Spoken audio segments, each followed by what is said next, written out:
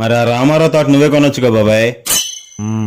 చూద్దాం, కంగారు ఎందుకు, ఇప్పుడేగా అమ్ముదాం అనుకోండు. రేట్లు కాస్త స్పీడ్గా చెప్తాడురా. కాస్తంత టైం కోసం ఓపిక్గా ఎదురు చూసామనుకో మన పని ఈజీగా అయిపోద్దిరా.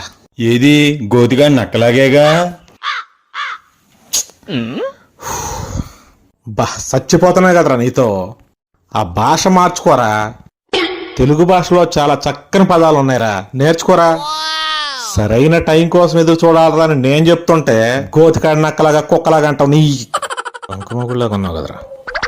నువ్వు మామూలు కొడుకు కదరా. వినపడిందిరా. మనం ఒక్కసారి వెళ్ళి ఒక రేటుకి అడిగామంటే అంతకు మించి దాని రేటు ₹1 కూడా పెరగకూడదు.